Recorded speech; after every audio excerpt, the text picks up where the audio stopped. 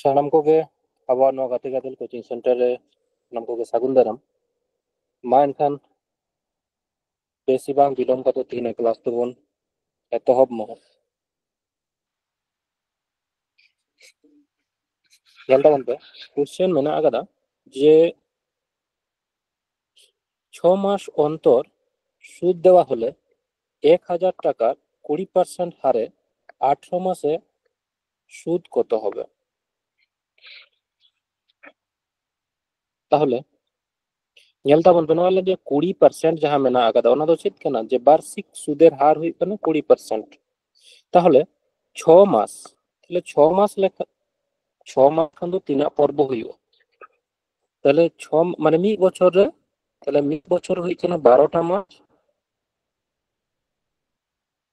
আর তাহলে প্রত্যেকটা চেয়ে মানে যে সুদ 6 মাস অন্তর যদি সুদ দেওয়া হয় তাহলে তাহলে নয় 12 মাসটা তো 6 দেবন হাটিং লেখান তিনা পর্ব হয়ে গেল না, 6 দুগুণে 12। তাহলে মিমিকটা পর্ব তিনা হই মানে নয় 12 মাস রে তিনা পর্ব হই কানা মানে মিদ বছর 12 পর্ব হই কানা, তাই তো? তাহলে নয় লাং যে নয় নয় 20% যাহা মেনা আকাদা 20% তাহলে পুরা বছর যদি খাটাআ খান দো 20% ᱧᱟᱢᱟ, কিন্তু যদি 6 মাস কে খাটাআ তাহলে খান দো তিনা দিবন ভাগা ওনা দো 20% তো 6 মাস রে তো বা ᱧᱟᱢ ᱫᱟ, ᱱᱚᱣᱟ ᱫᱚ ᱱᱚᱜᱼᱚᱭ ᱡᱮ 20% ᱱᱚᱣᱟ ᱫᱚ ᱮᱠᱪᱩয়ালি এক বছরে ᱧᱟᱢ ᱫᱟ। তাহলে 6 মাস রেখান ᱫᱚ ᱚᱱᱟ 2 দিয়ে হাটিংᱚᱜᱼᱟ, তাহলে ওর ᱫᱚ 6 মাস রেখান ᱫᱚ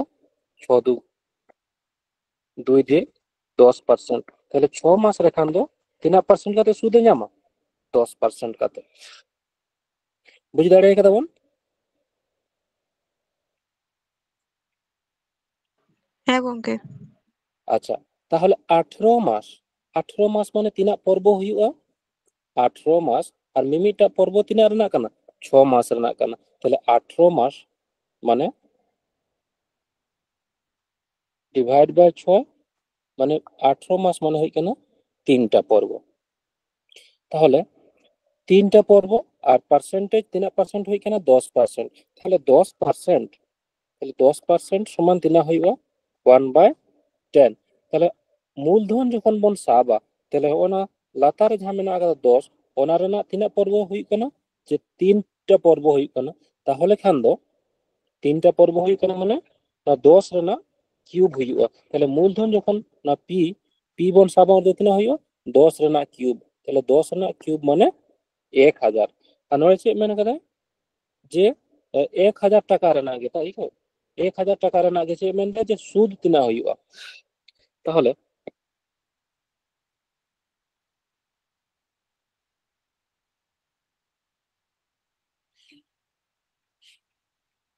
তাহলে প্রথম 6 মাস রে তিনাᱹᱜ ᱧᱟᱢᱟ? প্রথম 6 মাস রে 1000 রেনাᱜ 1 এর 10 মানে 1000 রেনাᱜ 10% মানে 1/10। তাহলে খান দো প্রথম 6 মাস রে ᱧᱟᱢᱟᱭ 100 টাকা সুদ। তারপরে 6 মাস রেহᱚᱸ 100 টাকা গে ᱧᱟᱢᱟ, তার পরের রেনাᱜ 6 মাস রেহᱚᱸ 100 টাকা গে সুদে ᱧᱟᱢᱟ। তাহলে খান দো নোয়া নেক্সট না দ্বিতীয় যাহাটা 6 মাস হই কানা ওনাটা রে দো তিনাᱹᱜ ᱧᱟᱢᱟ? ওনা প্রথম যাহা 6 মাস রে সুদে ᱧᱟᱢ কাদা ওনাটা সুদে ᱧᱟᱢᱟ। তাহলে 100 টাকা রেনাᱜ 1 এর 10, 100 টাকা রেনাᱜ 10% মানে 1 এর 10 মানে তিনাᱹᱜ সুদে ᱧᱟᱢ দা? 10 টাকা সুদে ᱧᱟᱢ দা। তারপরে লাস্ট যাহা 6 মাস হই কানা ওনা ᱫᱚ ᱚᱠᱟ ᱠᱚᱨᱮᱱᱟᱜ সুদে ᱧᱟᱢ ᱫᱟ? নোয়াটা ᱨᱮᱱᱟᱜ সুদে ᱧᱟᱢᱟ। তারপরে নোয়াটা রেনাᱜ সুদে ᱧᱟᱢ ᱫᱟ আরহᱚᱸ দ্বিতীয় যাহা 6 মাস রে সুদে ᱧᱟᱢ ᱠᱟᱫᱟ ওনাটা রেনাᱜ সুদে ᱧᱟᱢᱟ। তাহলে নোড়ে তিনাᱹᱜ ᱧᱟᱢ ᱫᱟ 100 টাকা ᱨᱮᱱᱟᱜ 10% মানে 10, নোয়াটা 100 টাকা রেনাᱜ 10% মানে নোয়া হই কানা 10 আর 10 রেনাᱜ 10% মানে 10 রেনাᱜ 10% মানে 1/10। তাহলে খান তিনাᱹᱜ হই কানা 1। তাহলে চেদ মেনা কাদা যে সুদ কত? তাহলে সুদ তিনাᱹᱜ হই কানা চক্রবৃদ্ধি সুদ। তাহলে টোটাল যদি বন যোগা তাহলে নোয়া পুরাটা দো হই কানা চে পুরাটা হই কানা চক্রবৃদ্ধি সুদ। তাহলে তিনাᱹᱜ হই কানা 100 প্লাস 100 প্লাস 100 মানে 300 নোড়ে হই কানা 10 আর 3 × 2 = 30 আর 1 = 31। তাহলে টোটাল সুদ তিনাᱹᱜ হই না 300 আর প্লাস 30 আর 1 মানে হই কেনা 331 টাকা সুদ হই কেনা বুঝ দাঁড়িয়ে কেনা বোন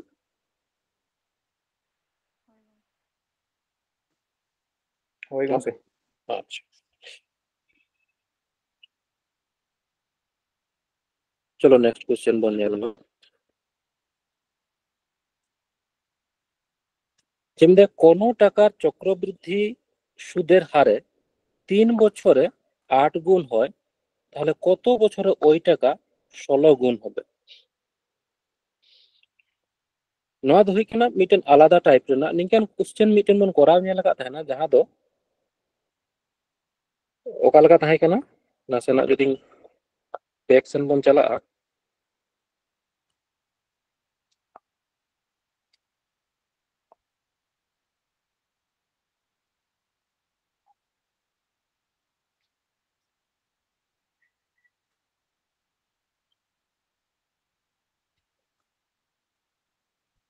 नेलता उन पे नवा क्वेश्चन जेमन मेना आकादा আর ওনা কোশ্চেনের ডিফারেন্স কার হই কনা যে কোনো আসল চক্রবৃদ্ধি সুদের হারে 5 বছরে দ্বিগুণ হলে কত বছরে 8 গুণ হবে নওয়া লো তো চে মেনা আকাদা ওইলাং দ্বিগুণ যাহা মেনা আকাদা যেমন 5 বছরে মানে 1 খনা তিনা হই কনা 2 হই কনা 1 খনা 2 হই কনা তিনা বছরে যে 5 বছরে তাহলে চে মেনা কাদা যে 8 গুণ হইতে তিনা সময় লাগা তাহলে খান দো না 2 রেনা গে ñel tawon pe 2 রেনা পাওয়ার কি হুই কনা 8 সময় 2 রেনা তিনা পাওয়ার হুই কনা 8 2 রেনা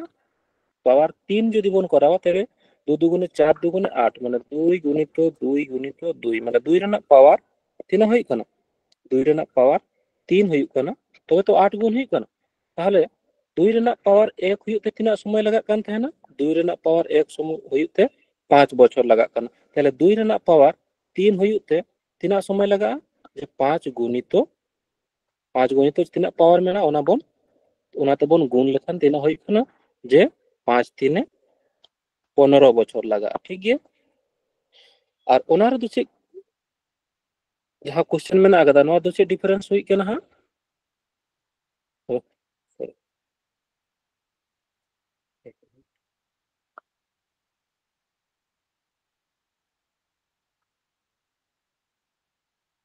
ñel taun pe nore che men kate যে কোনো টাকা চক্রবৃদ্ধি সুদের হারে 3 বছরে 8 গুণ তাহলে 8 রেনা পাওয়ার কি 16 হইউआ 8 রেনা পাওয়ার দো 16 বাং হই দাঁড়িয়া তাহলে নয়া দো ñel মা 2 রেনা পাওয়ার হই কানা 8 আর 2 রেনা গে পাওয়ার মানে 2 রেনা 3 পাওয়ার খান দো তিনা হই কানা 8 হই কানা আর 2 রেনা পাওয়ার 4 তাহলে খান দো 16 হইউआ মেনখান নয়া দো চে লেখা তাবন করা লেখান সুবিধা হইউआ যে 3 বছরে চিকা কানা 3 বছর হই কানা 8 গুণ 3 বছরে 8 গুণ হই কানা মানে 1 খনা 8 হইতে তিনা সময় লাগা কানা 1 খনা 8 হইতে সময় লাগা কানা 3 বছর তাহলে 1 বছরে যদি বন উডুগা তাহলে 1 বছর খান দবন চিকায়াবন যে যাহা তিনা বছর থান কানা ইনা দবন নয় যেমন 2 বছর হই কে তাহলে খান বর্গ হই কে তাহলে 3 বছর খান দো নয় রেনা চি হইউआ ঘনমূল হইউआ তাহলে 1 রেনা ঘনমূল মানে 1 আর 8 রেনা ঘনমূল তাহলে নয় বল চিকায়াবন যে 2 গুণিত 2 গুণিত 2 মানে ঘনমূল মানে পেয়া খনা মিটেন উডুগুआ তাহলে তিনা হই কানা পেয়া 2 মেনা তাহলে ওনা খনা মিটেন উডুগুआ তাহলে 1 খনা 2 হইতে 1 খনা 2 হইতে তিনা বছর সময় লাগা কানা 1 খনা 2 হইতে সময় লাগা কানা তিনা তিনা বছর না বন উডুগ গেলা নয়া पे বছরে যেহেতু 1 খনা 8 গুণ হই কানা তাহলে 1 বছরে তিনা হই কানা 1 খনা 2 গুণ হই কানা তাহলে তিনা সময় লাগা কানা 1 খনা 2 হইতে সময় লাগা কানা 1 বছর মানে 1 রেন 2 রেনা পাওয়ার 1 হইতে তিনা সময় লাগা কানা 1 বছর তাহলে না 2 রেনা পাওয়ার তিনা হই কানা নয়া দো 16 মানে 2 রেনা পাওয়ার তিনা হইউआ 2 রেনা পাওয়ার 4 হ্যাঁ সে বাং মানে 2 গুণিত 2 গুণিত 2 গুণিত 2 মানে 2 দুগুণে 4 দুগুণে 8 দুগুণে 16 মানে 2 রেনা পাওয়ার তিনা হই কানা 4 তাহলে 2 রেনা পাওয়ার 4 হইতে তিনা সময় লাগা যে 1 গুণিত 4 মানে 4 বছর। তাহলে তিনাক বছর তে 16 গুণ হইউआ 4 বছর তে। বুঝ দাᱲে কাদা বন সে বাং নাসেনা বন রেসপন্স मा পরের কোশ্চেন যাহা মেনা আকাদা যে 12,000 টাকা চক্রবৃদ্ধি সুদের হারে 5 বছরে দ্বিগুণ হয়, তাহলে 20 বছরে ওই টাকা কত হবে? তাহলে 5 বছরে তিনা হইউক কানা দ্বিগুণ হইউক কানা 1 খনা 2 হইউক কানা তিনা বছর তে 5 বছর তে। তাহলে চে মেনদা যে 20 বছর তে ওনা টাকা দো তিনা হইউआ। তাহলে 1 খনা 2 হইউতে তিনা বছর লাগাক কানা 5 বছর। তাহলে যেহেতু চক্রবৃদ্ধি সুদ ক্ষেত্রে রেদো নয়লাং যে যাহা হইউক কানা নোয়া আরো নোয়া যাহা হইনা মূলধন মানে 1 খনা 2 হইনা, তাহলে পরে বছর দো নোয়া হ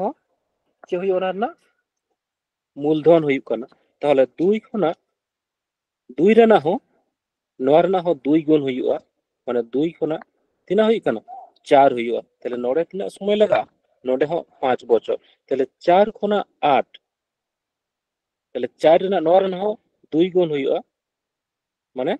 8 হইউক কানা। তাহলে তিনা হইনা 5 বছর 5 বছর আরো 5 বছর, তাহলে তিনা বছরে মেনে কথা 20 বছর তে। তাহলে 8 8 খনা তিনা গুণ হইউआ 8 না হ আরো 2 গুণ হইউआ মানে 16 গুণ হইউক কানা। আর নড়ে তিনা সময় লাগা নড়ে হ 5 বছর। তাহলে 5 5 বছর তে 2 গুণ হইউক কানা নড়ে 1 খনা 2 হইউক কানা 5 বছর। তাহলে পরে 2 খনা 4 হইউआ তিনা বছর তে 5 বছর তে। তাহলে 4 খনা 8 হইউক কানা 4 খনা 8 হইউক কানা 5 বছর তে। আর 8 খনা 16 হইউক কানা 5 বছর তে। তাহলে টোটাল তিনা বছর হইনা 5 প্লাস 5 প্লাস 5 প্লাস 5 মানে ওনা টাকা তিনা গুণ হইউক কানা 16 গুণ হইউক কানা। তাহলে তিনা টাকা তাহে কানা 12,000 টাকা তাহে কানা। তাহলে 20 বছর তে ওনা টাকা তিনা হইউआ, তাহলে 12 রেনা 16 গুণ হইউआ। আচ্ছা বুঝ দাড়ে কানা সে বাং নাসেনা পে লাই তাবন ᱢᱟ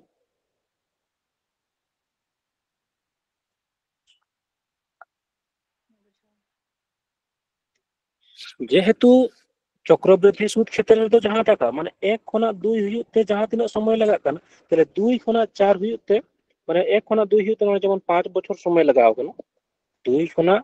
1 খনা 2 হইউক তে তিনা মেনদে তে 5 বছরে দ্বিগুণ হচ্ছে। তাহলে 1 খনা 2 হইউক তে 5 বছর সময় লাগাক কানা। তাহলে নোয়া দো যেহেতু আসল আসল হইউক কানা আরো অ্যাকচুয়ালি দো চে হইউক কানা যে চক্রবৃদ্ধি সুদ রে দো সুদ প্লাস আসল মানে যাহা তিনা গে আসল তাহে কানা ওনা হ আর সুদ মেশা কাতে আদো নোয়া রেন হ পরের বছর আরো সুদ বন যাবা। তাহলে খান দো নোয়া 2 খনা হ 2 খনা 4 হইউआ তিনা বছর তে নড়ে 5 বছর লাগা। তাহলে 4 খনা 8 না 4 রেনা 8 2 গুণ মানে 8 হইউক কানা নড়ে হ 5 বছর লাগা। তাহলে 8 খনা 16 গুণ 8 রেনা 2 গুণ মানে 16 হইউক কানা নড়ে হ 5 বছর লাগা। তাহলে টোটাল তিনা বছর হইনা 5 প্লাস 5 প্লাস 5 প্লাস 5 মানে 20 বছর তে তিনা গুণ টাকা হইউক কানা 16 গুণ। তাহলে 12,000 যাহা টাকা তাহে কানা ওনা 20 বছর তে তিনা হইউआ 12,000 গুণিত 16। তাহলে 16 দুগুণে 32 2 আর 16 কে 16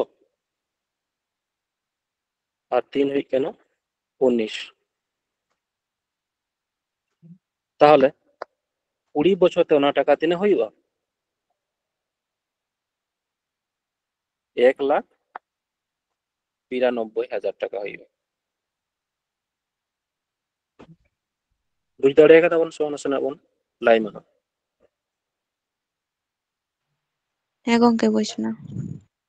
ঠিক। আচ্ছা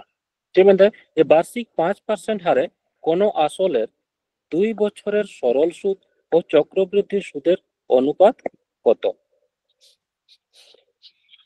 5% হারে কোন আসলের 2 বছরের সরল সুদ আর চক্রবৃদ্ধি সুদের অনুপাত।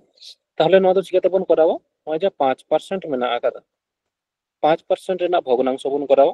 বাড়াই গিয়া বন তিনা কানা 5% ভগ্নাংশ 1/20 তাহলে 2 বছর মানে আসল তিনাক তখন সাবা 20 রেনাক বন স্কোয়ার হ্যাঁ তাহলে 20 রেনাক স্কোয়ার মানে 2 দুগুণে 4 মানে হই কেন 400 টাকা তাহলে 400 টাকা রেনাক তিনা বছরে 12 বছরে খোঁজ কেনা তাহলে 400 টাকা রেনাক 5% হারতে তাহলে 400 রেনাক 5% মানে 1/20 তাহলে তিনা হই কেন 5% মানে 1/20 তাহলে 400 টাকার না 1/20 মানে তিনা হই কেন 2 দুগুণে 4 তাহলে প্রথমে সুদে ᱧᱟᱢ ᱫᱟ ᱛᱤᱱᱟᱹᱜ প্রথম বছর তিনাক টাকা সুদে ᱧᱟᱢᱟ 20 টাকা তাহলে দ্বিতীয় বছর সুদ দো তিনাক ᱧᱟᱢᱟ 20 টাকা গে ᱧᱟᱢᱟ কিন্তু নয় তো চেক হই কেন নয় তো হই কেন সরল সুদ মানে সিম্পল ইন্টারেস্ট তো প্রথম বছর 20 টাকা ᱧᱟᱢᱟ আর দ্বিতীয় বছর 20 টাকা গে ᱧᱟᱢᱟ কিন্তু চক্রবৃদ্ধি সুদ ক্ষেত্রে রে দো নয় জাম প্রথম বছর যা 20 টাকা ᱧᱟᱢ কাদা ওনা রেনা হো সুদে ᱧᱟᱢᱟ তিনা না 20 রেনা 20 রেনা 5% মানে 1/20 মানে 20 ক্যান্সেল মানে তিনা হই কেনা 1 তাহলে 20 রেনা সুদ তিনা ᱧᱟᱢ দা 1 টাকা তাহলে চক্রবৃদ্ধি সুদ আর সরল সুদ রেনা তাহলে সরল সুদ তিনা হই কেনা সরল সুদ হই কেনা নয় না 20 + 20 মানে তিনা হই কেনা 20 + 20 সমান 40 আর চক্রবৃদ্ধি সুদ মানে তো না পুরাটা হই কেনা চক্রবৃদ্ধি সুদ না পুরাটা তো হই কেনা চক্রবৃদ্ধি সুদ তাহলে তিনা ᱧᱟᱢ দা 20 + 20 + 1 মানে 41 20 20 40 আর 1 41 তাহলে বন মেন দাঁড়িয়া সরল সুদ আর চক্রবৃদ্ধি সুদ রেনা অনুপাত দো তিনা হই কেনা সরল সুদ হই না 40 আর চক্রবৃদ্ধি 20 + 20 + 1 মানে 41 তাহলে চক্রবৃদ্ধি সুদ আর সরল সুদ না অনুপাত 40:41 ঠিক গিয়া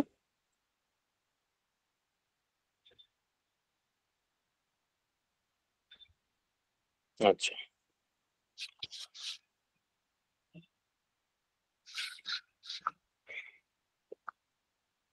12.5% হারে 2 বছরের চক্রবৃদ্ধি সুদ 510 টাকা হলে একই সময়ে সরল সুদ কত হবে আচ্ছা ওইলাম যে 12.5% 12.5% 12.5% মানে তিনা বন বাড়ায়াবন 1/8 নোয়েলাম যে পার্সেন্টেজ যাহা মেনা আকাদা ওনা দো বারবার রিভাইজ কাতে যাতে ওনা দো সব সময় দিশা বন দো কামা যে 1 বাই যাহা পার্সেন্টেজ না যাহা ক্লাস রে বন পড়াও কান থানা যে 1/2 1/3 কাতে 1/4 1/5 যাহা তিনা গে মেনা আকাদা ওনা বেসিক ফ্র্যাকশন যাহা মেনা আকাদা ওনা কো দো বন দিশা দো কামা আদি ᱱᱚᱝᱠᱟ ᱜᱮ ᱡᱟᱦᱟᱸ ᱛᱤᱱᱟᱹᱜ ᱜᱟᱱ ᱯᱟᱨᱥᱮᱱᱴᱮᱡ ᱨᱤᱞᱮᱴᱮᱰ ᱡᱟᱦᱟᱸ ᱛᱤᱱᱟᱹᱜ ᱪᱮᱯᱴᱟᱨ ᱢᱮᱱᱟᱜ ᱛᱟᱵᱚᱱᱟ ᱚᱱᱟ ᱫᱚ ᱟᱹᱰᱤ ᱥᱚᱦᱚᱡ ᱛᱮ ᱦᱟᱸᱜ ᱵᱚᱱ ᱠᱚᱨᱟᱣ ᱫᱟᱲᱮᱭᱟᱜᱼᱟ তাহলে খান ওয়াইলা তিনা হইনা 12.5% মানে 1/8 তাহলে 1/8 তিনা বছরে খোঁজ গানে 12 বছরে তাহলে আসল তিনা বন সাবা নো 8 না বন স্কয়ার মানে 8 8 তিনা হই কানা 8 8 64 8 8 64 তাহলে আসল তিনা বন সাব কানা 64 ইউনিট তাহলে প্রথম বছর তাহলে 64 রেনা 12.5% মানে 64 রেনা 12.5% মানে 1/8 12.5% মানে তিনা হই কানা 1/8 তাহলে 64 রেনা 1/8 মানে তিনা হই কানা 8 তাহলে প্রথম বছর যাহা সুদে ᱧᱟᱢ দা তাহলে প্রথম বছরে ᱧᱟᱢ দা 8 টাকা তাহলে দ্বিতীয় বছর তাহলে প্রথম বছর যেহেতু 8 টাকা ᱧᱟᱢ দা তাহলে দ্বিতীয় বছর তিনা 64 রেনা 1 এর 8 12.5% মানে তো 1 এর 8 তাহলে 64 রেনা 1 এর 8 মানে তিনা হই কানা 8 গে তাহলে দ্বিতীয় বছর 8 টাকা গে সুদে ᱧামা তাহলে যেহেতু চক্রবৃদ্ধি সুদ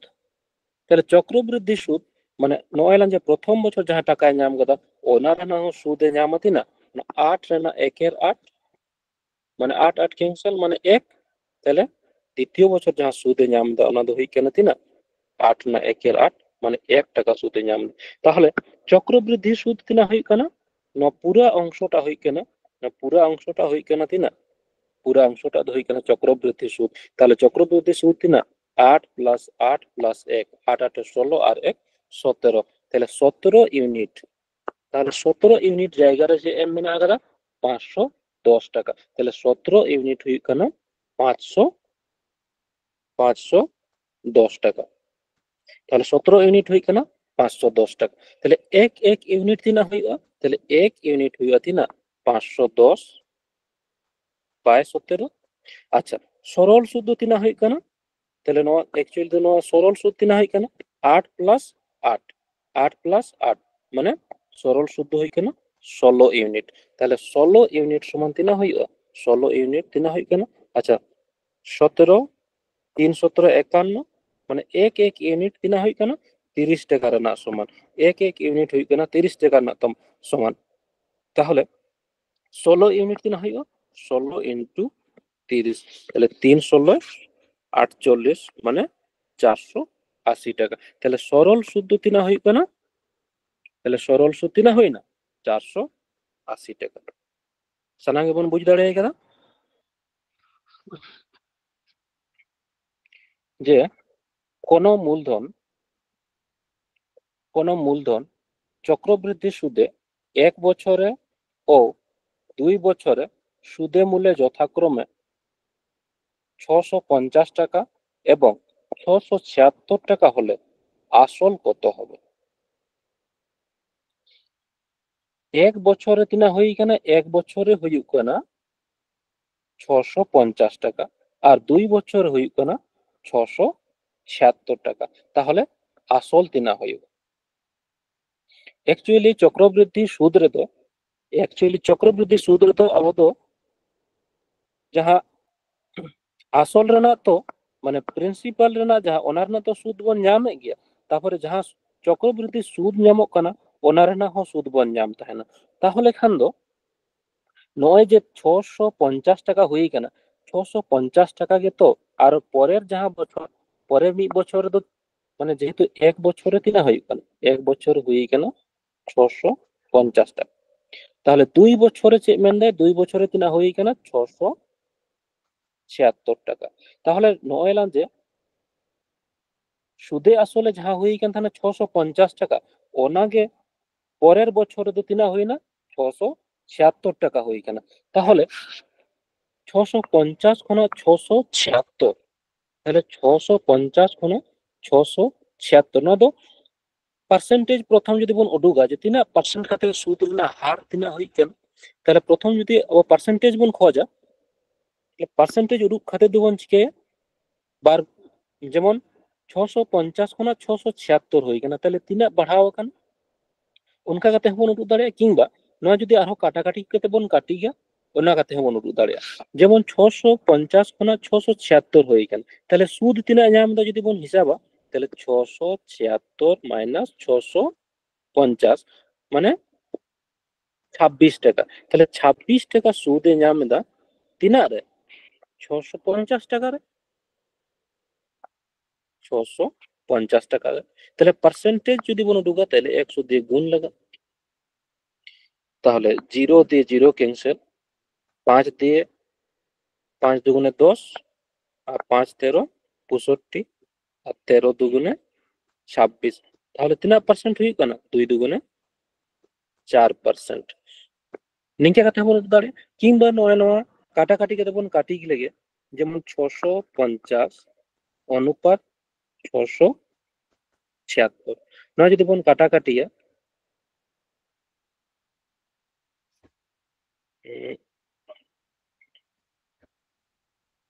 তাহলে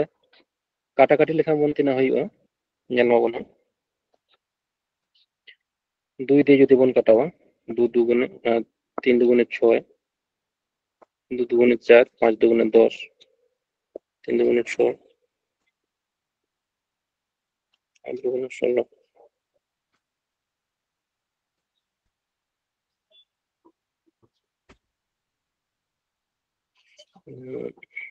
3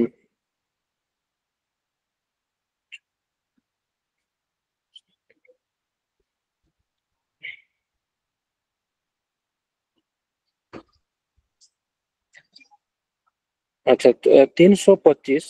কোনা 338 325 ᱠᱷᱚᱱᱟᱜ ᱛᱤᱱᱟᱹᱜ ᱦᱩᱭᱩᱜ ᱠᱟᱱᱟ 338 কিংবা প্রথম রে পার্সেন্টেজ বন উডুগা পার্সেন্টেজ কোনা মানে নোডে কোনা পার্সেন্টেজ উডুগো আর কি যে 325 তাহে কেনা 325 কোনা 338 মানে তিনা বাড়া কানা আর অ্যাকচুয়াল তিনা রে যে 325 রে তাহলে ওন্ডে কোনা পার্সেন্টেজ উডুগা নো তাহলে নোডে প্রথম রে পার্সেন্টেজ বন উডুগ কেদা তাহলে তিনা পার্সেন্ট হই কানা 4% রে 4% কাতে সুদে নাম কানা তাহলে খান প্রথম বছরে তাহলে প্রথম এক বছরে তিনা হই কেন ওনা টাকা দো 650 টাকা তাহলে 4% তাহলে 4% মানে তিনা হইও 1/25 4% মানে হই কেন 1/25 তাহলে মি বছরে তাহলে 25 খনা মি বছরে ওনা 25 খনা তিনা হই কেন 25 না 4% তাহলে 25 না 4% মানে এক হই কেন তাহলে 25 খনা 26 হই কেন তিনা বছরে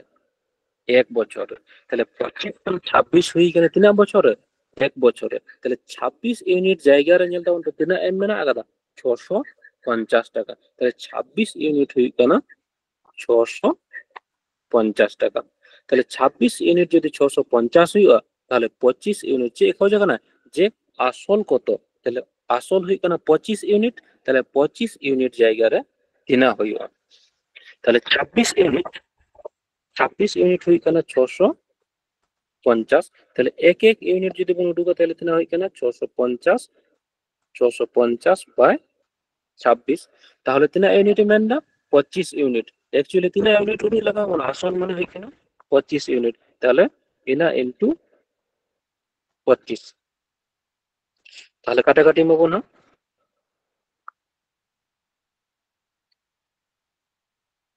13 দুগুণে 26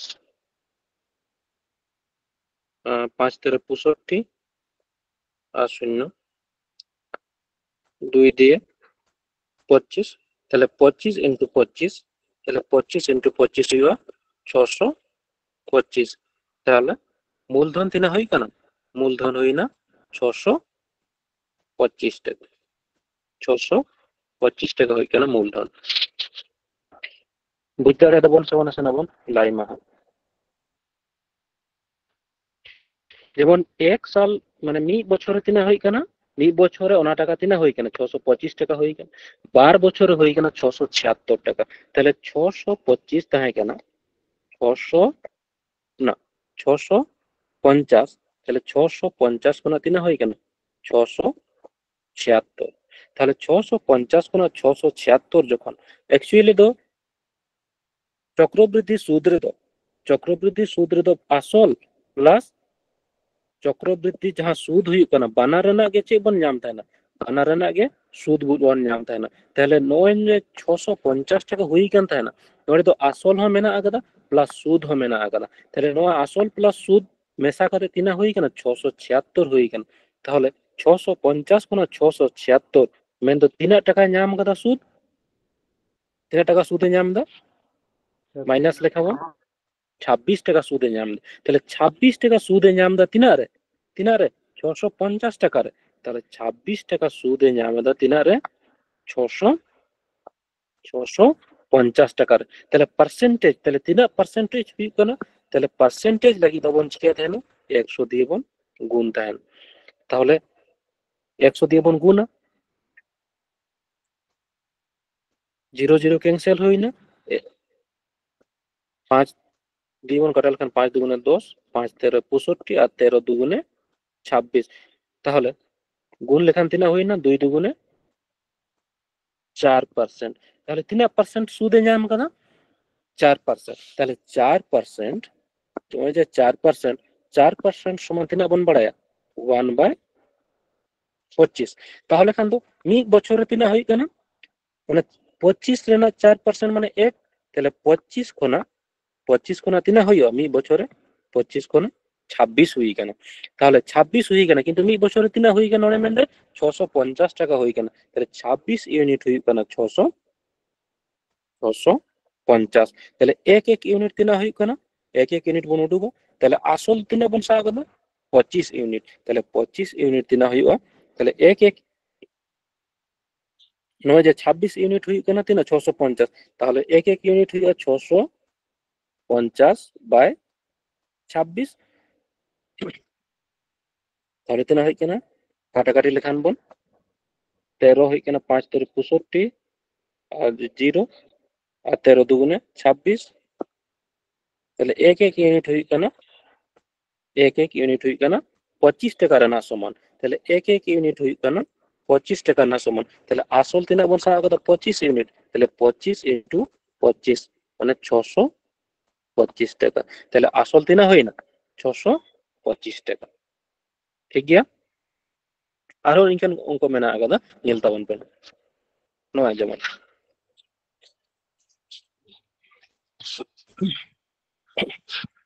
কোন মূলধন চক্রবৃদ্ধি সুদে 2 বছরে ও 3 বছরে সুদে মূলে যথাক্রমে 4,440 টাকা ও 5,324 টাকা হলে সুদের হার নির্ণয় করো তাহলে সুদের হার নয় যেমন 2 বছরে তিনা হই কেন 2 বছরে তিনা হই কেন যে 4,440 টাকা আর 3 বছরে তিনা হই কেন তাহলে নয় নয় যাহা হই কেনা যে নয় তো एक्चुअली আসল প্লাস সুদ বানার গে মেসামেন আকাদা তাহলে 2 বছরে যাহা টাকা হই কেনা চক্রবৃদ্ধি সুদ ক্ষেত্রে एक्चुअली চক্রবৃদ্ধি সুদ মানে নয় আসল প্লাস সুদ বানার গে মেসামেন আনোয়ারে তাহলে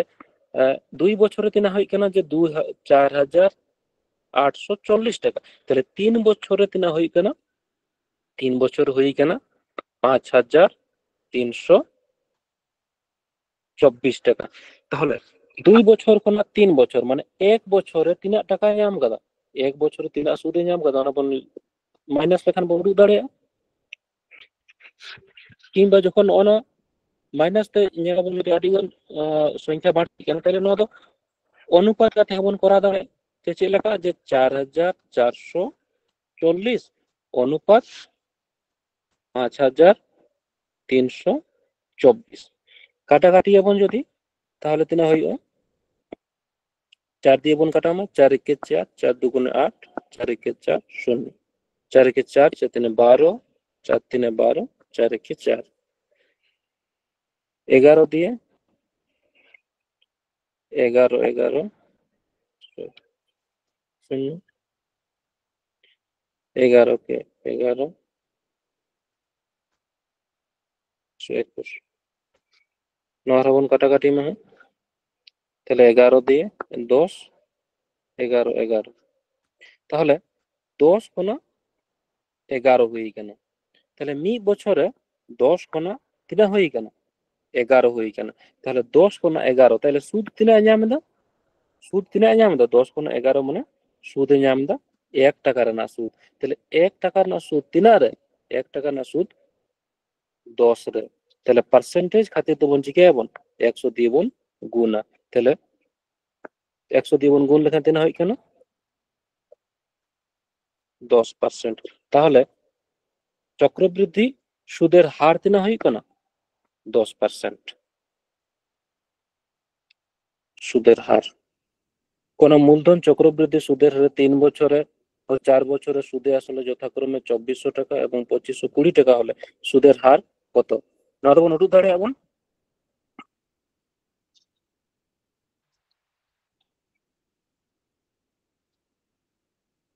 করা তখন পে তারপরে আসল হ্যাঁ যদি পে দাঁড়ে খান তো আসল হ্যাঁ উডুক করতে লাইতে বলবে 2400 টাকা খানা 2520 টাকা হই কেন তাহলে সুদের হার তিনা হইব তাহলে 3 বছর রে তিনা হই কেন 3 বছর হই কেন 3 বছরে 2400 টাকা আর 4 বছর হই কেন 2520 টাকা তাহলে সুদের হার উডুক খাतिर দবন চিকে হবো না অনুপাত কতে হবন কাটি দাঁড়ায়া অনুপাত মানে যদি বন কাটাকাটি নড়ে কিন কাটাকাটি দা 0 0 ক্যান্সেল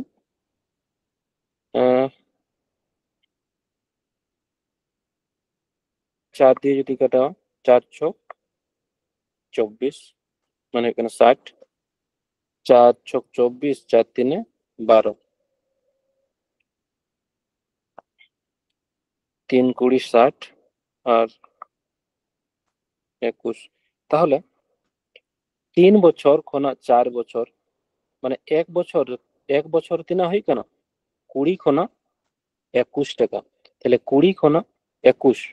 তাহলে সুদ তিনা ᱧᱟᱢ ᱮᱫᱟ সুদে ᱧᱟᱢ ᱮᱫᱟ 1 টাকা না সুদে ᱧᱟᱢ ᱮᱫᱟ তিনা রে 1 টাকা না সুদে ᱧᱟᱢ ᱮᱫᱟ তিনা রে 20 টাকা রে তাহলে পার্সেন্টেজ মানে 1/20 আর পার্সেন্টেজ খাतिर 10 বন চিকায়া 100 দিয়ে বন গুণা তাহলে তিনা হই না 20 5 20 100 মানে তিনা পার্সেন্ট হই না 5%।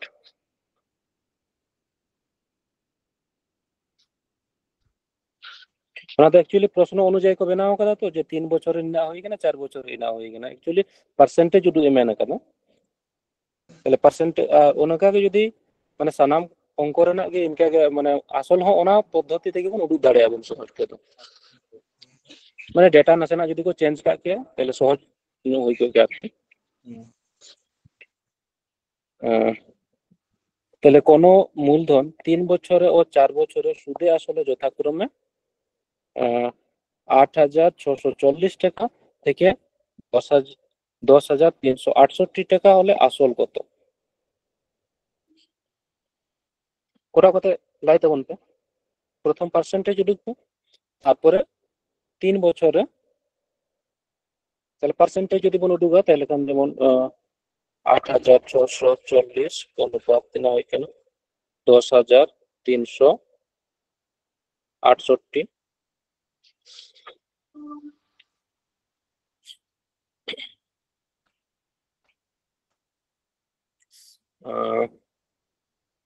চারটি যদি অঙ্কটা 4 দুগুণে 8 4 4 4 চোক 24 0 4 দুগুণে 8 4 5 20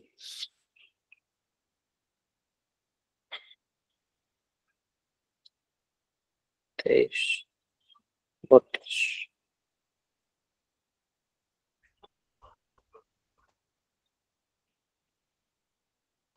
36 4 দুগুণে 8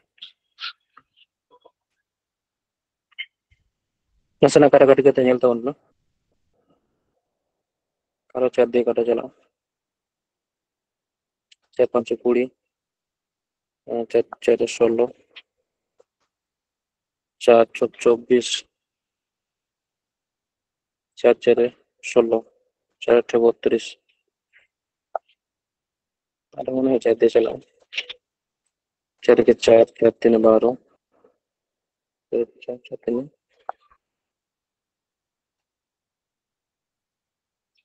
12 4 5 20 4 के 4 4 চোক 24 4 দুগুণে 8 135 কোণ 162 তাহলে 135 কোণ 162 মানে তিনে হয় কেন 25 26 27 তাহলে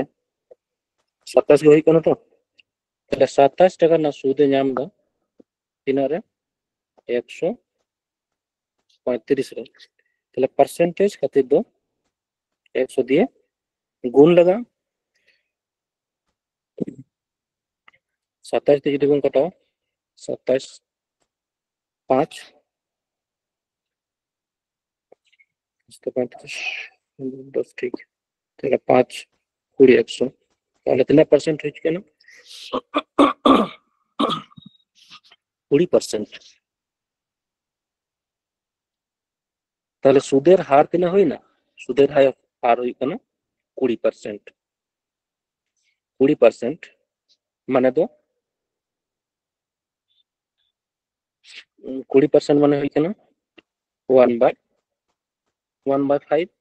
তাহলে 3 বছরে তিনা হই কেন যে 8,640 টাকা তাহলে 5 কোণ প্রথম বছর হই কেন 5 কোণ 6 তাহলে उनका হিসাব করতে খান দো 3 বছর মানে 5 রেনা কিউব আর 6 রেনা কিউব তাহলে 5 রেনা কিউব তিনা হই কেন 125 আর 6 ᱨᱮᱱᱟᱜ কিউব ᱛᱤᱱᱟᱹᱜ ᱦᱩᱭ ᱠᱟᱱᱟ 6 636 আর 6 মানে 216 তাহলে 216 ᱨᱮᱱᱟᱜ ᱡᱟᱭᱜᱟ ᱨᱮ ᱛᱤᱱᱟᱹᱜ ᱮᱢ ᱢᱮᱱᱟᱜ ᱟᱠᱟᱫᱟ ᱧᱮᱞ ᱛᱟᱵᱚᱱ ᱯᱮ 216 ᱨᱮᱱᱟᱜ ᱡᱟᱭᱜᱟ ᱨᱮ ᱛᱤᱱᱟᱹᱜ ᱮᱢ ᱢᱮᱱᱟᱜ ᱟᱠᱟᱫᱟ যে 8640 টাকা তাহলে 216 জায়গা রে তিনাম মেনা আকাদা 8640 টাকা তাহলে খান দো 125 ইউনিট জায়গা রে তিনা হইও তাহলে 216 ইউনিট হই কেন তাহলে নো তিনা দিয়ে গুণ হইও এক এক ইউনিট তাহলে 440 424 4 ঠিক তাহলে এক এক ইউনিট হই কেন তিনা রেনা সমান 40 টাকা রেনা সমান তাহলে 125 ইনটু 40 মানে তিনা হই কেন 425 से अच्छा 0 425 से 100 4 के 4 के 4 और 2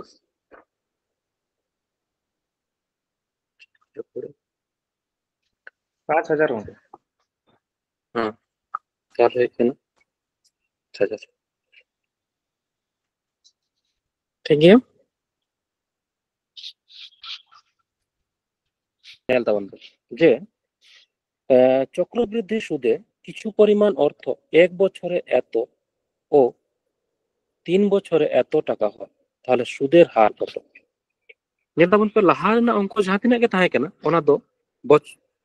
সময় রেনা পার্থক্য তো তাহে কেনা কিনা মি বছর লাহা রেনা প্রত্যেকটা গে তিনা তাহে কেনা সময় রেনা পার্থক্য তো মি বছর রেনা তাহে কেনা নয়ার দো ñelবে তিনা মেনা আগদা এক বছর খনা 3 বছর হই কেনা মানে সময় রেনা পার্থক্য তিনা হই কেনা 2 বছর রেনা পার্থক্য হই তাহলে নয়া কত শিখাতে বন করাও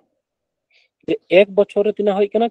24,000 টাকা তাহে কেনা 3 বছরে ওনাগে তিনা হই কেনা 34,560 টাকা হই কেনা তাহলে সময় রেনা পার্থক্য তিনা হই কেনা সময় রেনা পার্থক্য এক বছরে তিনা তাহে কেনা যে 24,000 তাহে কেনা তাহলে 3 বছরে তিনা হই কেনা ওনাগে 34,650 সরি 34,560 টাকা তাহলে নদবন চিকে প্রথম রে বন কাটাকাটি কেতে বন কাটি লেগে প্রথম চিকে বন নদ কাটাকাটি বন নদ নেলবে নড়ে তো সময় না পার্থক্য 1 কোনা 3 হই কেন মানে সময় না পার্থক্য 3 হই কেন 2 বছর না মেনা আকাদা লাহাতে না অঙ্ক যাতে বন করা আকাদা ওনা দো নেল মা সময় না পার্থক্য 1 বছর গে তাহে কেন তাহলে কাটাকাটি মবন হা 0 0 कैंसिल 4 দ্বিগুণ 424 তাহলে 432 424 416 আচ্ছা 6 দিয়ে কাটা চলো 6 के 6 424 424 100 আর 144 আরো কাটাকাটি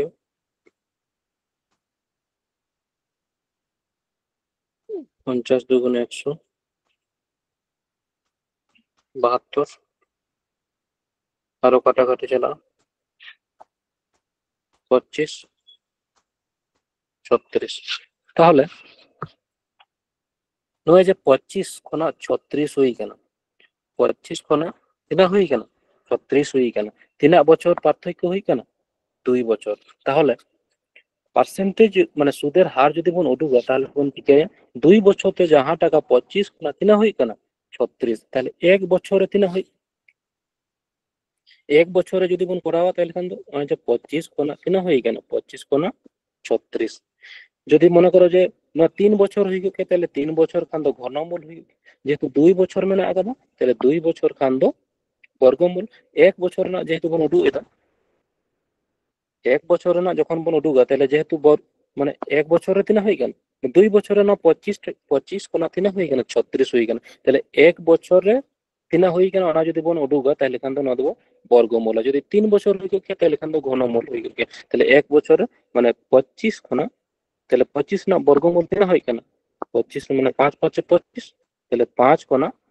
6 হই কেন তাহলে 1 বছরে যাহা টাকা 5 টাকা থাকে কেন 5 টাকা কোনা 1 বছরে 6 টাকা হই কেন তাহলে 5 কোনা 6 5 কোনা 6 মানে তিনা সুদে ᱧᱟᱢᱫᱟ 1 টাকা না সুদে ᱧᱟᱢᱫᱟ তাহলে 1 টাকা না সুদে ᱧᱟᱢᱫᱟ তিনা রে 5 টাকা রে তাহলে 1 টাকা না সুদে ᱧামদা 5 টাকা রে আর পার্সেন্টেজ খাতির তো বন চিকে পার্সেন্টেজ খাতির 100 দিয়ে বন গুণ তাহলে 5 20 100 তাহলে সুদের হার তিনা হই কেন সুদের হার হই না 20% বুঝ দাঁড়িয়ে তখন শোন লাইন মাবন যে মেনা আকাদা যে কোন চক্রবৃদ্ধি সুদে কিছু পরিমাণ অর্থ 2 বছরে নিনা থাকে কেন এবং 4 বছরে নিনা হয়ে গেল তাহলে খান দো আসল তিনা হইব নোড়ে হও 2 খনা 4 মানে সময় রেনা পার্থক্য তো তিনা মেনা আকাদা সময় না পার্থক্য হই কেনা 2 বছর রেনা তাহলে সুদের হার প্রথম বন উডুকমা আর অন্ডে খনা আসল বন উডুকমা তাহলে অনুপাত যদি বন করাও তাহলে তিনা এখানে 1 2 1 0 0 বাই 1 4 6 4 1 11 দিয়ে যদি বন কাটাও তাহলে এখানে এখানে 11 0 0 11 पे 11 3 11 33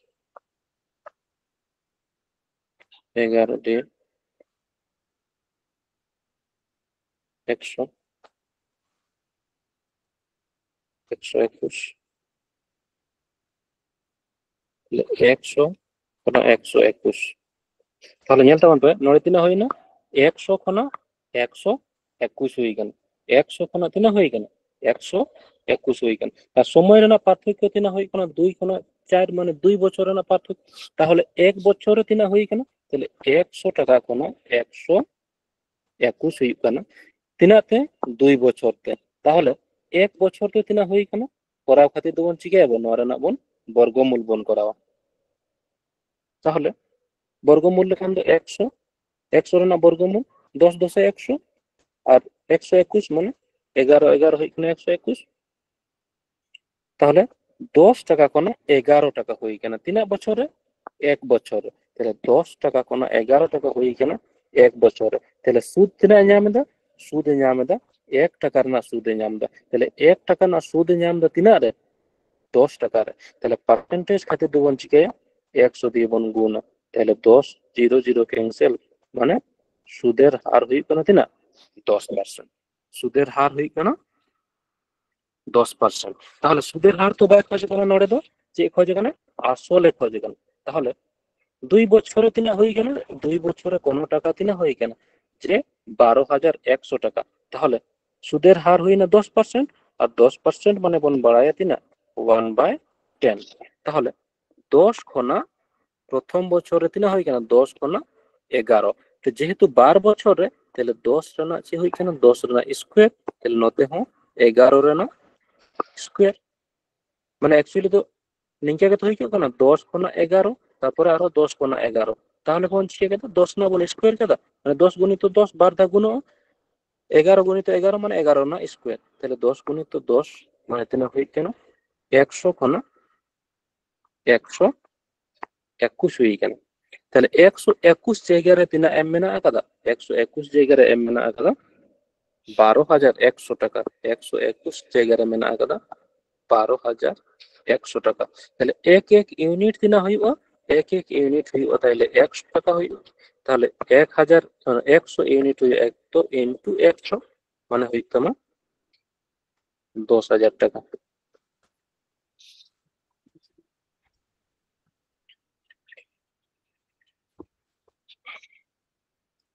ছয় মাস অন্তর সুদ দেওয়া হলে বার্ষিক 6% হারে 3,300 টাকা কত বছরের চক্রবৃদ্ধি সুদে আসলে 33,099 টাকা, 33,399 টাকা হবে। ᱱᱚᱰᱮ ᱪᱮᱫ ᱢᱮᱱᱫᱟᱭ ᱡᱮ 6 মাস অন্তর সুদ দেওয়া হলে বার্ষিক সুদের হার, তাহলে নয় 6% যাহা কানা ওনা তো বার্ষিক মানে এক বছর যদি খাটায় তাহলে 6%, কিন্তু 6 মাস অন্তর তাহলে এক বছর মানে 12 মাস, এক বছর মানে হয়ে গেল 12 মাস, তাহলে 6 মাস অন্তর মানে এক বছরে তিনা পর্ব হয়ে কানা, এক বছরে 6 দুগুণে 12 মানে এক বছর হয়ে কানা 12 পর্ব। তাহলে নয় যে 6% যাহা মেনা আকাদা ওনা দো ওর দো তিনা দে হাটিং এক বছরে যাহা তিনা পর্ব হই কানা ওনা দিয়ে পার্সেন্টেজটা দো হাটিং, তাহলে 6% যাহা থাকে কানা ওনা দো 2 দিয়ে হাটিং মানে 3% কাতে। তাহলে প্রথম 6 মাস কাতে দো ওর দো তিনা কাতে তিনা পার্সেন্টেজ কে হাটিং হল না 3%। তাহলে সে মেনদে যে 3,300 টাকা, আচ্ছা 3%, তাহলে 3% মানে 3/100 নয় দো কোনো পার্সেন্টেজ শর্টকাট কোনো ভ্যালু তো বানু ওটা যেহেতু 3/100 হইল, তাহলে খান দো তিনা হই কেন যে 3,300 টাকা তিনা হই কেন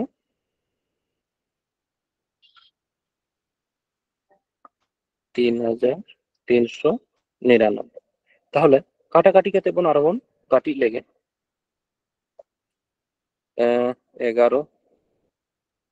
3 11 33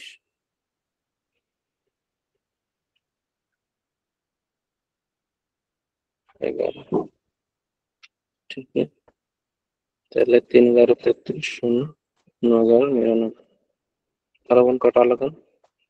3 1 3 0 0 3 0 3। তাহলে 100 খনা তিনা হই কানা 103 হই কান 100 খন 103 আর নড়ে তাহলে পার্সেন্টেজ 3% মানে 100, তাহলে 100 রেনা 3% মানে 103। যদি তাহলে প্রথম যদি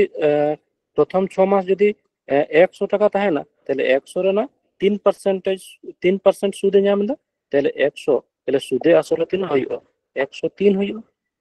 কিন্তু নড়ে হতে না মেন্দা 100 কোন 103 হইব কেন, তাহলে প্রথম 6 মাস রেগে 100 কোন 103 টাকা হই গেল।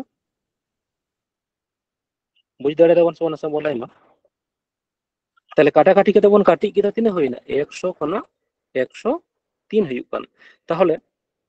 100 কোন 103 মানে পার্সেন্টেজ হতি না হই না 3% গে হই কেন, তাহলে নড়ে হ 100 যদি মূলধন যদি 100 হইব তাহলে সুদে ñam দা 3 টাকা, তাহলে সুদে আসলে তিনা হইব 100 যদি তাহে না তাহলে প্রথম 6 মাসে তো 100 কোন সুদে আসলে 103 টাকা হইব। তাহলে 100 কোন 103 তিনা সময় লাগা কানা, তাহলে প্রথম 6 মাস রেগে হই কানা, তাহলে মেন্দে তিনা বছর মেন্দে তিনা হইব एक्चुअली तो 12 মাস আর 1 বছর, তাহলে খান দো না তো 6 মাস হই কান, তাহলে 6 মাস মানে 6/12 কোন কাটাকাটি লিখান তিনা এখানে 1/2 মানে 1 এর 2 বছর, তাহলে সময় তিনা লাগা 1 এর 2 বছর।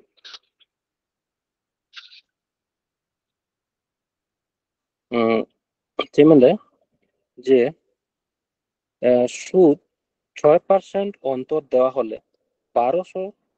টাকা 10% হারে এক বছরে চক্রবৃদ্ধি সুদ ও সরল সুদের পার্থক্য কত টাকা?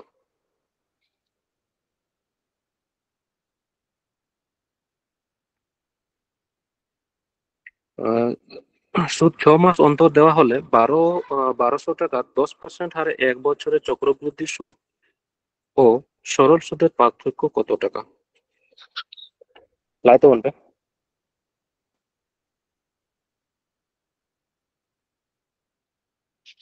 6 মাস অন্তর মানে এক বছরে তো 6 মাস অন্তর মানে এক বছরে তিনা পর্ব হই কেন 12 পর্ব হই কেন, তাহলে 10% যাহা তাহেন কেন 10% তাহেন কেন, তাহলে 10% তো তিনা দিয়ে ভাগো ᱡᱟᱦᱟᱸ ᱛᱤᱱᱟᱹᱜ ᱯᱚᱨᱵᱚ ᱛᱟᱦᱮᱱ ᱠᱟᱱᱟ ᱚᱱᱟ ᱫᱤᱭᱮ ᱵᱷᱟᱜᱚᱜᱼᱟ, ᱢᱟᱱᱮ ᱮᱠ ᱵᱚᱪᱷᱚᱨ ᱡᱟᱦᱟᱸ ᱛᱤᱱᱟᱹᱜ ᱯᱚᱨᱵᱚ ᱛᱟᱦᱮᱱ ᱠᱟᱱᱟ ᱚᱱᱟ ᱫᱤᱭᱮ ᱵᱷᱟᱜᱚᱜᱼᱟ, মানে প্রথম 6 মাস ᱛᱤᱱᱟᱹᱜ পার্সেন্ট ᱠᱟᱛᱮ ᱧᱟᱢᱟ 5% ᱠᱟᱛᱮ, আসল ᱛᱤᱱᱟᱹᱜ ᱢᱮᱱᱟᱜ ᱟᱠᱟᱫᱟ 1200 টাকা। ডাইরেক্ট নিকে হবেন করা দাঁড়ায় যে নয় লাখ যে 5% মানে 1/20 নিকে বাং কাতে যদি আবো বন মেনা যে ডাইরেক্ট যদি বন মেনা যে ডাইরেক্ট ইন্দু যাহাতে আসল মেনা আকাদা ওনা খনা গিং করাও তাহলে উনকা হন গানক গিয়া, যেমন 1200 টাকা মেনা আকাদা তাহলে 1200 টাকা রেনা একের 5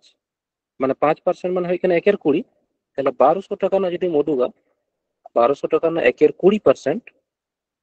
মানে একের 20, 5% মানে একের 20, তাহলে 1200 টাকা রেনা 1/20, তাহলে 0 দিয়ে 0 ক্যান্সেল, 2 দিয়ে এখানে 6 দুগুণে 12 মানে হয় কেন প্রথম 6 মাস দিনে ñamda 60 টাকা সুদে ñam, পরের 6 মাস দিনে ñama 60 টাকা করে সুদে ñam, তাহলে আর যেহেতু চক্রবৃদ্ধি সুদ মানে 60 রেনা আরো 60 রেনা আরো 3% 5%, তাহলে 60 রেনা 5% মানে একের 20, তাহলে 60 রেনা একের 20 মানে 0 মানে 3 20 60 মানে তিনে সুদে ñamda 3 টাকা, তাহলে সরল সুদ মানে সরল সুদ তিনে ñam কে তাহলে 60 প্লাস 60 মানে 120,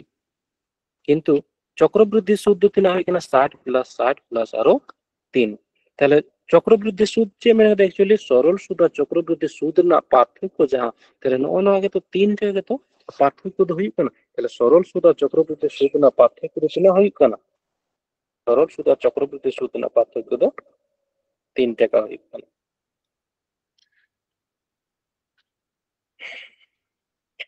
6 মাস অন্তর সরল সুদ দেওয়া 6 মাস অন্তর সুদ দেওয়া হলে কিছু পরিমাণ টাকার 12% হারে 1 বছরের চক্রবৃদ্ধি সুদ এবং সরল সুদের পার্থক্য 36 টাকা, তাহলে আসল কত?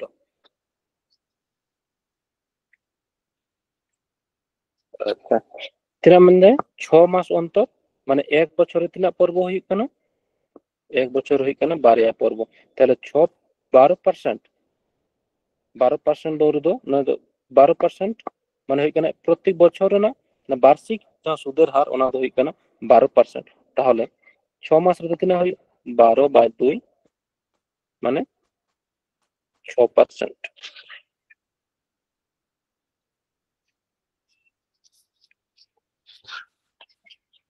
তাহলে 6%, তাহলে খান তো 6% আর সরল সুদ আর চক্রবৃদ্ধি সুদ না যা পার্থক্য এম এন আকাদা ওনা হই কেন 36 টাকা, তাহলে 6% মানে ডাইরেক্ট যদি নেওয়া হবন করা 6 বা 100 কে যদি বন করা কিংবা আরো যদি কাটাকাটি কাতে বন কাটি কে বানার ক্ষেত্রে থেকে অ্যান্সার তো সমান গে হইব, তাহলে খান তো নয় যদি এখন কাটাকাটি 3 দুগুণে 6 আর 50 দুগুণে 100, তাহলে 50 রে না তিনা পাওয়ার মানে তিনা পাওয়ার হইব যেহেতু 1 বছরে খোঁজ কেন, তাহলে 50 রে না পাওয়ার হই কেন 2, 50 না পাওয়ার যে আসল যাহা বন সাবা তাহলে 50 না পাওয়ার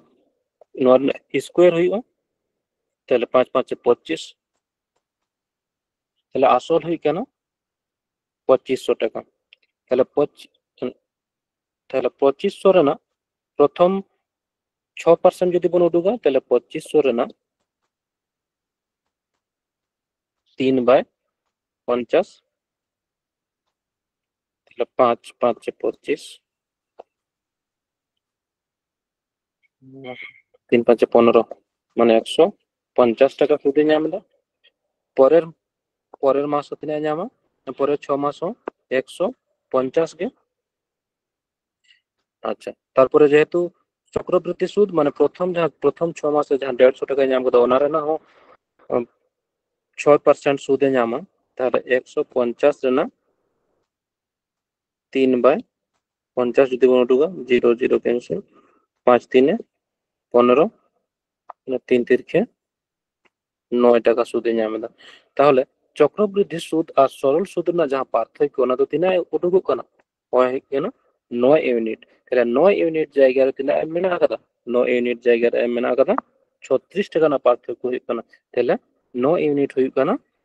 36 টাকা না সমান তাহলে এক এক ইউনিট তিনা হইও এক এক ইউনিট হইও 4 নাম 36 মানে এক ইউনিট হই কানা 4 টাকা না সমান তাহলে তিনা ইউনিট মেনা তাবো না একক আসল 2500 তাহলে 2500 ইন্টু 4 মানে আসল তিনা হইও 4 25 100 0 0 তাহলে আসল হই না 10,000 টাকা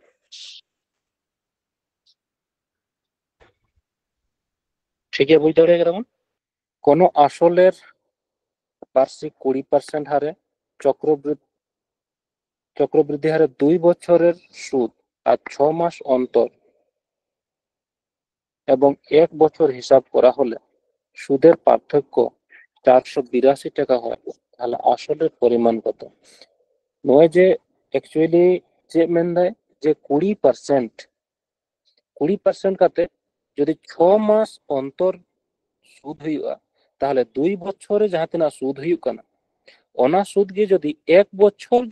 বছর হিসাব মনে করো নয়লান যে 6 মাস অন্তর মানে 12 বছরে তিনা পর্ব হইও 12 বছর মানে হই কানা মি বছরে দুইটা পর্ব তাহলে 12 বছরে হই কানা 2 গুণিত 2 মানে 4টা পর্ব হইল আর যদি 1 বছরে হিসাব দেয় তাহলে এখান 1 বছরে তো হই কানা 20% গে ñam দেয় তাহলে অনা ক্ষেত্রের যে মেন দেয় যে সুদের পার্থক্য 482 টাকা হলে আসল পরিমাণ কত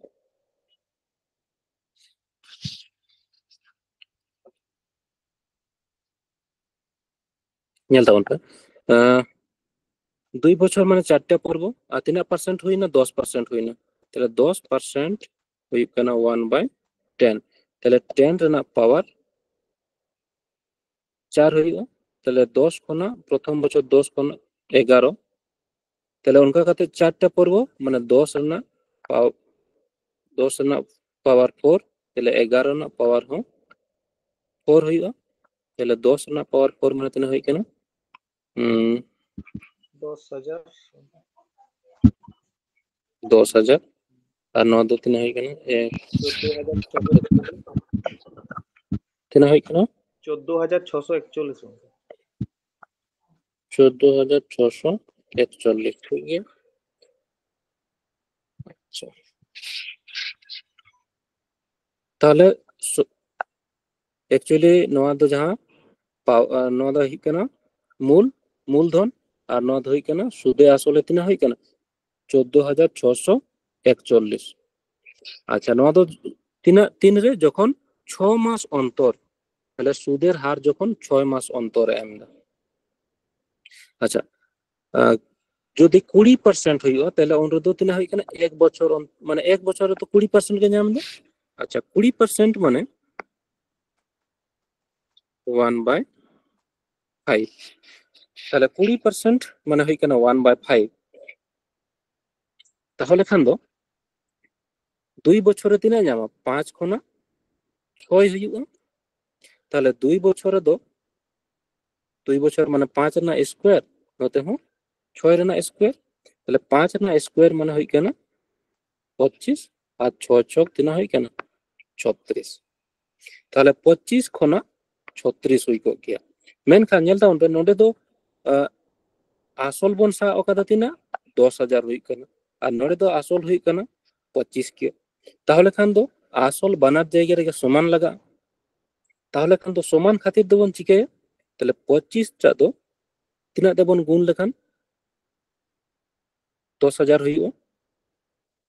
তাহলে 25 গুণিত তাহলে খান দো 25 গুণিত 400 তাহলে নতে হো সমান না তিনা না হই না 25 গুণিত 400 মানে নতে হো 10,000 হই কেন তাহলে নতে হবন গুণ তিনা দিয়ে 400 দিয়ে তাহলে তিনা হই কেন 4 4 চক 24 আর 4 3 12 13 1400 তাহলে লাহাতে যাহা সুদে ñামে তাহেনা লাহাতে সুদে ñামে তাহেনা মানে সুদে আসলে তিনা হই কান থানা 14,641 আর নিতোগ দো সুদে আসলে তিনা হই কানা 14,400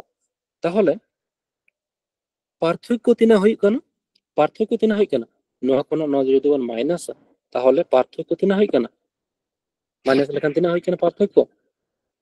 14,641 থাকে না 14,400 টাকা হই কেন তাহলে মাইনাস লেখান বলতে না হই ñel তাবনা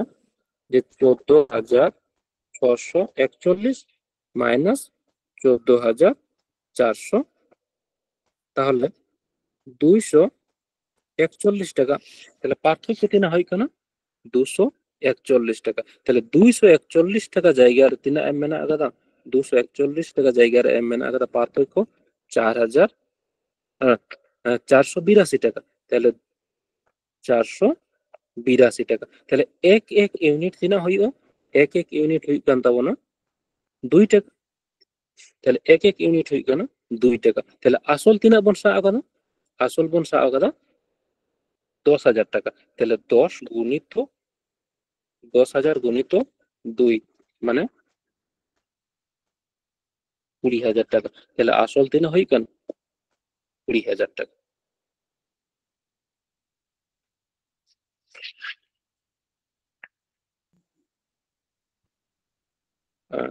ঠিক গিয়া তিহিন দো ইনা গেবন করাও আর কিছু কোশ্চেন তাহে কানা আর যাহা কিছু কনসেপ্ট মেনা আগাদা যাহা দো ইনস্টলমেন্ট না আগাদা কিছু কনসেপ্ট তবে খান দো পরের ক্লাস রেবন চাবা কা ᱱᱚᱣᱟ ᱫᱚ সময় হো আদি বাড়তি হই না তিন দো স্টার্ট হো আদি দেরি তো বন স্টার্ট কানা তাহলে খান দো ঠিক গিয়া সানাম কোগে সাগুন নিন্দা